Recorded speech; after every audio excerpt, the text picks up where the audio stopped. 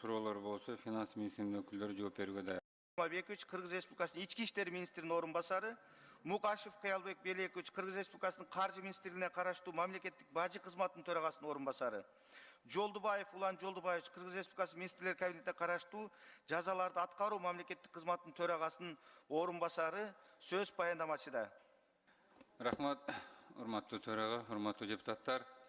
Сиздердин карооңуздарга Кыргыз Республикасынын Жогорку Кеңешинин депутаттары Самаков, Сулайманов тарабынан демилгеленген Кыргыз Республикасынын айрым мыйзам актыларына, Кыргыз Республикасынын Турак жай кодексине, Кыргыз Республикасынын коргоо органдарынын кызмат өтөө жөнүндө, Кыргыз Республикасынын мыйзамына өзгөртүүлөрдү киргизүү тууралуу Кыргыз Республикасынын мыйзам долбоорун 3-чү окууда киргизүү.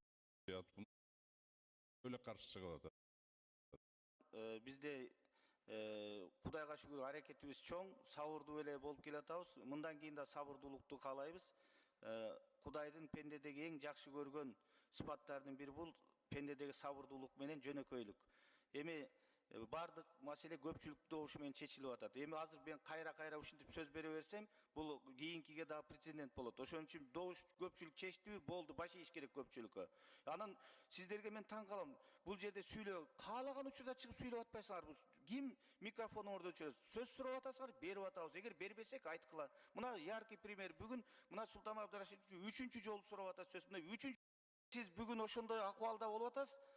Бүгүн мына чегара маселеси башка боюнча бул жерде Кыргыз элинин парламенттин бир эле тилеги бар. Ушул чегара маселеси батыраак чечилип, бүгүн кол коюлуп, элибизде тынчтык болсун, аймакта тынчтык болсун, өнүгүп өсөйлү деген. Анан эми чыгып алып эле сүйлөй берсеңиз сиздики эп эмес да, Султан Абдрашидович, өзүңүз аксакалсыз, эми кичине парламентке көпчүлүккө баш ийиңиз. Нотариалдык контор деп атасыз. Нотариалдык контор болсо анда бул жерде эмнеге добуш берип отурасыз? Нотариалдык контордо бир кабинетте отуруп алып иштейт ал жерде. Жакшы билесиз. Бул жерде элге керектүү мыйзамдар өз убагында кабыл алынып атат. Экономиканы өстүрө турган, мамлекеттин тагдыры чечиле турган бийиктир. Ноокат районунун Кыргыз Ата айыл өкмөтүнүн тургуну Руслан уулу Хамза деген 2 жашар балабыз бүгүнкү күндө дүйнөдө сейрек кездешүүчү сыма деген оору менен ооруп атыптыр да.